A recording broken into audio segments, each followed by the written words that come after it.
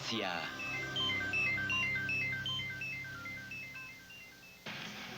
La vida está llena de movimiento, constantemente fluye y cambia, al menos así parece en el exterior. Pero adentro hay aún más acción. Cada célula viva es una pista microscópica de actividad y gran complejidad.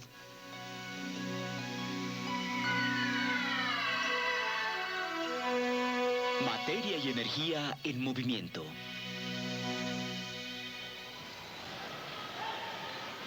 Algunos de estos jugadores tal vez lleguen a las grandes ligas, pero deben comenzar en las pequeñas. La vida es así. Comienza en una escala muy pequeña, con organismos unicelulares, y cada célula está viva con actividad.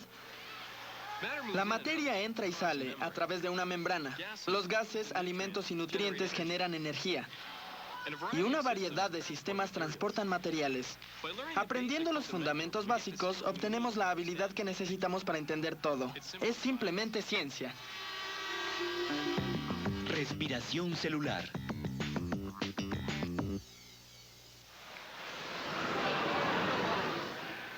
Podemos pensar en un juego de hockey como sistema. Está cerrado por tablones. Pero no es un sistema cerrado porque los jugadores tienen que entrar y salir.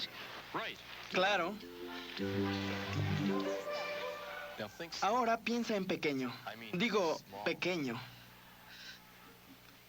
Piensa en la pista de hockey como una célula microscópica única.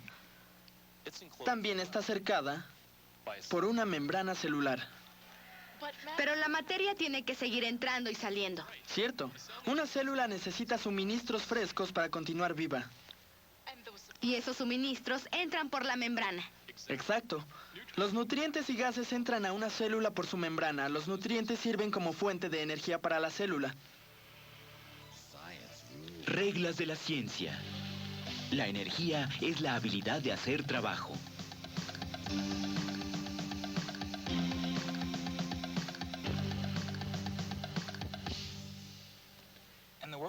Y el trabajo que la célula necesita hacer es permanecer viva para funcionar. El proceso que libera y captura energía dentro de la célula se llama respiración celular. Toda célula viva respira. Pero necesita alimento, combustible. La respiración celular requiere de glucosa y oxígeno para liberar energía. Glucosa, una azúcar simple que contiene energía química almacenada, es el nutriente más importante para las células. El oxígeno reacciona con la glucosa para liberar energía, permitiendo el trabajo de la célula, manteniéndola viva. El exceso de dióxido de carbono y agua, productos de esta reacción, son expulsados como desechos. Muy bien, recapitulemos. Glucosa y oxígeno entran por la membrana celular. Se realiza la respiración, liberando energía. Energía que ayuda a que la célula funcione. Pero el dióxido de carbono y agua se producen como desechos y tienen que irse. Reglas de la ciencia. La respiración celular es el proceso que libera la energía almacenada en los alimentos. Es básica para la vida y se realiza en todos los seres vivos. Ahora, algunos organismos consisten de una célula única. Como las amibas. Así es, y sus membranas están en contacto directo con el mundo exterior. Podrías decir que su alimento está saliendo de la puerta. Pero las plantas y los animales son grupos celulares que tienen que obtener alimento y expulsar desechos. Con sistemas de transportación dentro del organismo que transportan materia y la expulsan. Como el oxígeno por la nariz a los pulmones. Y a la corriente sanguínea. Y alimento por nuestro sistema digestivo. Las plantas tienen raíces y hojas. Buenos ejemplos. Sistemas especializados para enviar alimento y oxígeno a cada una de las células y expulsar los desechos. Estas materias entran y salen de cada célula. Cruzando la membrana. La respiración celular no puede realizarse sin una membrana celular. Es una de las estructuras más importantes de una célula, vital para todo ser vivo. Intercambio de gas en las plantas. Mírame. Ahora mira esta hoja. No hay mucha similitud en la superficie. En realidad, en la superficie tienen mucho en común. Tanto plantas como animales intercambian gases con su medio ambiente y eso comienza en la superficie. ¿Y por qué las plantas continuamente intercambian gases con su medio ambiente? Necesitan oxígeno para la respiración celular. Y dióxido de carbono para la fotosíntesis. Hay aberturas en todas las partes de la planta en donde se realiza el intercambio de gas. La mayor parte están al reverso de la hoja. Cada uno de estos poros se llama estoma. El plural es estomas. Alrededor de la apertura del estoma hay dos células guardianas. Cuando se hinchan de agua, se separan una de otra y abren el estoma. Para que dióxido de carbono, oxígeno y vapor de agua puedan entrar y salir de la hoja. Así es, permitiendo la fotosíntesis y la respiración. Dijiste que había intercambio de gas en cada superficie. ¿Qué pasa en los tallos y raíces? El tallo está cubierto por una capa exterior llamada cutícula. ¿Como la corteza en un árbol? Exacto. O por un material ceroso en el tallo de una flor. Pero el tallo también tiene pequeños poros para que los gases entren y salgan. Son entrenudos y permiten el intercambio de gases entre la atmósfera y las células del tallo. Entiendo. Bueno, los tallos y hojas están expuestos al aire. Pero ¿cómo pueden intercambiar gases las raíces? Bueno, aún la Tierra tiene pequeños espacios de aire. Los gases entran y salen del sistema de raíces por crecimientos unicelulares llamados pelos radicales. Hay millones de estas superficies microscópicas expuestas a la Tierra. Transportan gases así como agua con nutrientes disueltos que entran y salen del sistema de raíces. Básicamente, las plantas respiran. Así es, por las estomas, glándulas y pelos radicales. Sí. Y dime, ¿cómo trabajan juntos la respiración celular y el metabolismo del árbol? Cuando se usa energía, se realiza respiración. Es parte del proceso químico que libera el CO2. Y sucede a nivel de aguja, a nivel de rama y a nivel de árbol.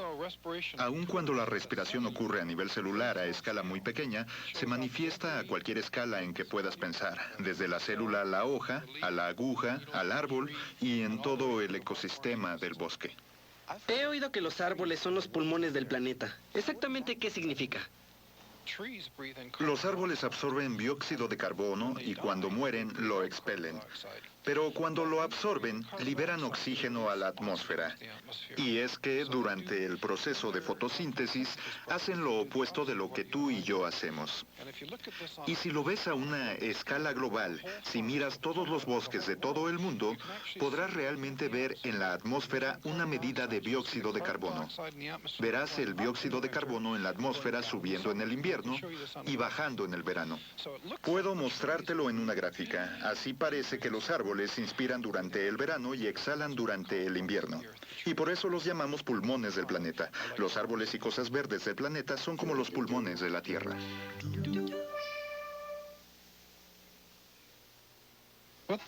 Lo que esto muestra es nuestra información obtenida de la atmósfera, que muestra la concentración en esta dirección de dióxido de carbono en la atmósfera sobre el globo terrestre desde el polo sur hasta el polo norte. Aquí está el bosque exhalando, y sabemos que está exhalando ante todo porque es invierno, y en segundo lugar porque tenemos un pico en el contenido de dióxido de carbono en la atmósfera. Al movernos hacia el periodo de verano, aquí el dióxido de carbono en la atmósfera disminuye y tenemos una menor concentración en la atmósfera. Sabemos que son los bosques porque en las regiones del norte tenemos principalmente masa de tierra en donde los bosques y plantas verdes son predominantes. En la parte sur tenemos principalmente superficies de agua, así que tenemos fitoplancton y las oscilaciones inhalación-exhalación son mucho menores. Desde el punto de vista de cambio de clima, lo que es interesante es que tenemos el nivel promedio que se incrementa lentamente con el tiempo. En un periodo de 10 años registrado aquí de 1981 a 1989, la concentración de dióxido de carbono en la atmósfera ha ido de alrededor de 335 partes por millón a alrededor de 345 partes por millón. Ha habido un aumento significativo en el dióxido de carbono en la atmósfera. Lo que está causando todas estas oscilaciones es la inhalación y exhalación de los bosques y las otras plantas del mundo. Los incrementos es lo que estamos tratando de entender. Intercambio de gases en los animales. Todos necesitamos oxígeno, todas las plantas y animales, pero cuando lo respiramos, ¿a dónde va? Los animales tienen estructuras especiales para absorber los gases que respiramos. Esta es una de ellas, un pulmón. Un pulmón de cerdo. Mamíferos, aves, reptiles e incluso anfibios, todos absorben gases por los pulmones. Pero el gas tiene que entrar en el primero. El aire que respiramos entra a nuestro cuerpo por la nariz y boca. Luego viaja por los canales a los pulmones. Pero este no es solo un saco de aire. Está lleno de tejido. Lleno de alveolos. ¿Qué? Alveolos, plural de alveolo. Un alveolo es un pequeño saco de aire alineado por una capa de células. Cada pulmón tiene cientos de millones de alveolos. Y todos se llenan con el aire que inhalamos. Correcto. Absorben el oxígeno y lo pasan por pequeños vasos sanguíneos llamados capilares que rodean a los alveolos. Así es como el oxígeno llega a todas las otras células de nuestro cuerpo. Es transportado de los capilares a la corriente sanguínea. Para la respiración celular y para liberar energía. Así que el oxígeno que cada célula necesita originalmente se absorbe aquí en millones de alvéolos en el pulmón. Pero los pulmones no trabajan si vives bajo el agua.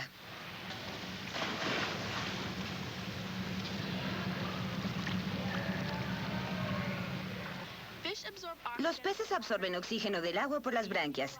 Como los alvéolos en los pulmones, las branquias tienen mucha área de superficie para absorber oxígeno. Las branquias están llenas de capilares que llevan el oxígeno a la corriente sanguínea que lo lleva al resto del cuerpo. El intercambio de gases en los animales se realiza por una variedad de estructuras con el mismo resultado. Lleva oxígeno a las células para la respiración que libera energía para los procesos de vida.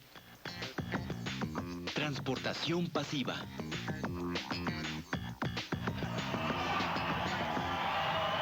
Toda esa acción y la actividad en una célula son reguladas por una membrana. ¿Erika? Es cierto, Darren. Echemos un vistazo a esa membrana celular ahora mismo. Venga la cinta. La membrana que rodea a la célula la protege y aísla del exterior, de su medio ambiente externo. Bueno, deténla ahí. Esta es la membrana. Encierra a la célula. La mantiene estable adentro. Exacto. La membrana regula las materias que entran y salen. Permite que ciertas moléculas e iones atraviesen la célula o que salgan. Y debido a que solo permite que ciertas materias atraviesen, llamamos a la membrana semipermeable. Las membranas semipermeables permiten que ciertas sustancias pasen, pero bloquean a otras. La pregunta es, ¿cómo atraviesan esas sustancias la membrana? Vamos en vivo al laboratorio. Moléculas en movimiento. Para contestar esa pregunta tenemos que concentrarnos. Clave. Las moléculas están siempre en movimiento, bombeándose unas a otras, esparciéndose y difundiéndose. Se mueven de áreas de alta concentración hacia áreas de menor concentración, De donde había menos de esas moléculas al principio, hasta quedar uniformemente esparcidas. Como el aroma del café fresco, el azúcar que se disuelve en él, o la energía térmica que fluye de una taza caliente a mis manos frías. las moléculas se mueven hacia abajo por una gradiente de concentración. Esta rampa es como una gradiente, está inclinada. Y no se requiere energía extra para bajar por una rampa. Las moléculas simplemente resbalan bajando por la gradiente.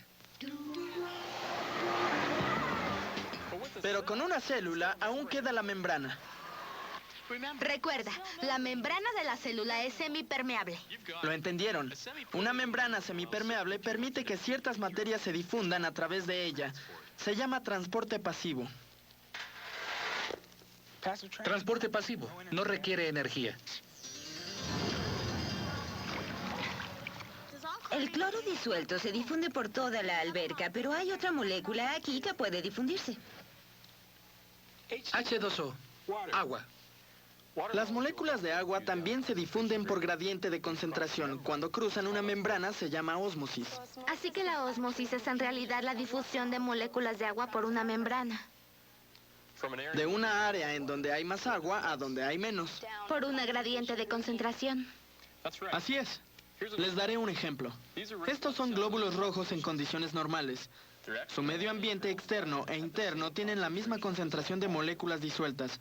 Pero si la solución externa se concentra más, significa que tiene menos agua que dentro de los glóbulos. Y las moléculas de agua salen de los glóbulos por ósmosis. Y las membranas de los glóbulos rojos se arrugan. Cuando el medio ambiente exterior es menos concentrado, el agua penetra en los glóbulos, causando que se hinchen o expandan, y tal vez haya rupturas. Difusión, ósmosis y gradiente de concentración. Todos tienen como resultado materia que entra y sale de la célula por su membrana semipermeable. No se requiere de energía extra y por eso le llamamos transportación pasiva. Las mascarillas protectoras son membranas semipermeables. Transportación activa. Así que un gradiente de concentración es... Como una rampa. Las moléculas se mueven de una concentración alta a una concentración baja. Así que las moléculas bajan por la gradiente. No pueden subir. Eso requiere energía. Usaste energía para lanzar la canica. Es contra la gradiente. No estés tan seguro. Miren, saben que estas raíces absorben minerales para que la planta viva. Y si les dijera que sus células tienen ya una alta concentración de esas sustancias, Entonces el gradiente de concentración sería para salir de las raíces. pero los minerales entran a las raíces. ¿Quieres decir que empujan contra el gradiente? Usando energía. Exacto. Algunas materias entran y salen de las células contra sus gradientes de concentración. Se requiere energía. Se llama transporte activo. Las membranas celulares consisten de dos capas cerosas que contienen componentes como proteínas. Algunas de estas proteínas transportan materia para entrar y salir de la célula contra una gradiente. Se llaman transportadoras o proteínas de transporte. Y necesitan energía. Así es. La energía para el transporte activo viene de la separación de las moléculas llamadas adenosintrifosfato, ¿Adenosintrifosfato? ATP abreviado. Estas moléculas tienen energía almacenada que capturaron durante la respiración celular. Cuando el ATP se convierte a una forma más simple, se libera energía. Y eso hace que las proteínas transportadoras funcionen.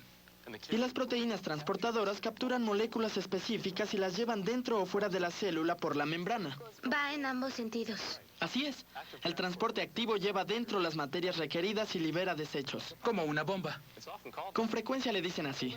¿Y si la bomba no funciona? Soy Lindsay Power y tengo 16 años. Estoy en secundaria. La fibrosis quística es un desorden directamente relacionado con el transporte activo del cuerpo. Las células usan ciertas proteínas para transportar moléculas e iones entrando y saliendo de la célula. Cuando eso no sucede, el cloruro queda atrapado en la célula. En la fibrosis quística, el mecanismo de transporte o no está funcionando o no funciona correctamente. En el paciente con fibrosis quística, lo que falta es algo que transporte el ion de cloruro. Esto hace que el fluido y el sodio salgan de esa área. Y eso hace la mucosidad muy espesa y pegajosa. Tienen problemas con los pulmones y por eso se les aplican tratamientos de fisioterapia e inhalaciones diariamente, además de tomar muchas píldoras. Algunas de ellas son para ayudarlos a digerir el alimento y varían de 1 a 8 píldoras con cada alimento que toman, incluyendo refrigerios. También tienen que tomar vitaminas extras, multivitaminas y vitamina E, porque tienen problemas para digerir las grasas y están en las grasas. Generalmente hacemos esto cada 4 horas. Es solo para liberar la mucosidad. Y antes de eso, hacemos las mascarillas. Son para hacer la mucosidad menos pegajosa y tratar de sacarla. Y esto me ayuda realmente a sacarla. Para fortuna de los pacientes con fibrosis quística hoy día, el gen fue descubierto en 1989 y eso ha abierto muchas puertas. Lo que están haciendo actualmente en terapia de genes, esperamos que nos dé una cura en años futuros. Pero también están trabajando en otros aspectos de la fibrosis quística, además del gen. Un área en la que están trabajando es en enzimas y la digestión. Lo que ha pasado en los últimos 10 a 20 años es que las píldoras que antes eran un plato lleno han bajado a un puñado. Así que hay progreso. Al dormir, del 30 al 40% de nuestra energía se utiliza para el transporte activo por las membranas celulares. 60 segundos de ciencia. Las células absorben y se deshacen de materia mediante transporte pasivo y activo, si esas materias pueden pasar por la membrana. Pero las células también absorben sustancias más grandes que no pueden pasar por las aberturas de la membrana. Algunas moléculas grandes, pero esenciales, deben ser absorbidas por las células por un proceso llamado endocitosis. Endo por dentro y cito por célula. La célula envuelve su membrana alrededor de la partícula y la cierra completamente. Una vez que la partícula se absorbe, las enzimas dentro de la célula la digieren. Lo contrario de esto se llama exocitosis, exo por afuera. Es el desalojo de partículas grandes por la membrana, partículas demasiado grandes para pasar por los poros de la membrana. Las materias de desecho con frecuencia son expulsadas por exocitosis. Se necesita energía para muchos tipos de transporte. En un unicelular, el transporte activo, endocitosis y exocitosis son formas de mover materia por la membrana. Y todos requieren de energía. Tamaño de la célula. Para que cualquier juego sea efectivo, el área de juego debe ser limitada a ciertas dimensiones. Las células también están limitadas a cierta variación de tamaño. Si crecen mucho, se hacen inmanejables. Por ejemplo, el núcleo, el centro de control, simplemente no puede manejar la actividad ilimitada. Pero tal vez es aún más importante el papel de la membrana celular. Al crecer más una célula, la eficiencia de la célula disminuye. Pero las células crecen, ¿o no? Dentro de límites. Al crecer una célula, su volumen y contenidos aumentan más rápidamente que su área de superficie. El volumen interno aumenta mucho más que el área de superficie que se expande a su alrededor. Comparado con el volumen, el área de superficie es relativamente cada vez más pequeña. Si el crecimiento continúa, la membrana estará sobretrabajada. No podrá transportar todas las materias que sus desarrollados contenidos exigen que entren y salgan de la célula. Finalmente puede romperse. Hay un límite a la cantidad de volumen que el área de superficie de una célula puede sostener. Una proporción mayor es más área de superficie a volumen. Esto es más eficiencia cuando se trata de intercambiar calor, gases, nutrientes y desechos con el medio ambiente de la célula. La mayoría de las células tienen proporciones de área de superficie a volúmenes de entre 2500 a 1, como en los glóbulos rojos, y 1000 a 1, como en las células de cebolla. El área de superficie afecta a todo tipo de estructuras. Un radiador de auto tiene mucha área de superficie para disipar el calor. Mantiene el sistema de enfriamiento frío. Una oreja de elefante es un radiador natural. La gran área de superficie de piel expuesta permite una pérdida más rápida de calor cuando el animal se calienta. ¿Y recuerdas los alvéolos en los pulmones? Entre más área de superficie y contacto con los capilares, más rápido entra el oxígeno a la sangre. Si estas dos cajas de cereal fueran células, ¿cuál sería más eficiente? El de más área de superficie para menor volumen. O sea, mayor proporción de área de superficie a volumen. Y ahora comamos. Primero vamos a calcularlo. John y René le encontraron el total del área de superficie sumando las áreas de cada lado y el volumen, multiplicando altura por ancho por largo. La caja pequeña tiene una proporción de área de superficie a volumen de 320 centímetros cuadrados sobre 350 centímetros cúbicos. La caja grande tiene una proporción menor. Tiene 1900 centímetros cuadrados sobre 4400 centímetros cúbicos. Así que si fueran células, la caja pequeña sería más eficiente, porque su proporción de área de superficie a volumen es más alta. ¿Entendiste? Ahora expande tu área de superficie. De acuerdo. Reglas de la ciencia. El tamaño y eficiencia de una célula están limitados por su proporción de área de superficie a volumen. Ya sabes que una célula más grande es menos eficiente que una pequeña. Pero ¿qué puedes decir sobre un organismo multicelular, la planta o animal completos? ¿Es afectado por la proporción total de área de superficie a volumen? Alce, ratón. ¿Cuál sería su velocidad metabólica? Toma estos dos organismos. ¿Puedes predecir la diferencia en su velocidad metabólica? ¿La velocidad a la que convierten y utilizan energía? Recuerda, las células grandes son más lentas de responder y menos activas que las pequeñas. De hecho, el mismo principio se aplica a organismos completos. El alce tiene una proporción menor de área de superficie a volumen y un nivel más bajo de actividad que el ratón. Recuérdalo.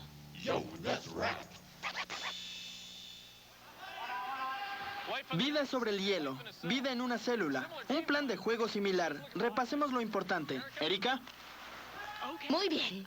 Una célula necesita materia, como oxígeno, que se mueve por su membrana, Correcto, y con glucosa la célula respira. liberando energía y desechos. Las materias que cruzan la membrana se mueven pasivamente bajando su gradiente o activamente contra gradiente. Y la célula está limitada a cierto tamaño. El núcleo solo puede controlar ese tamaño. Y el área de superficie solo se puede expandir a ese tamaño. Si no... La próxima vez que estés en un juego aplaudiendo la acción, recuerda en dónde comienza todo, con ese importante juego microscópico en cada célula viva. 2 minutos de descanso.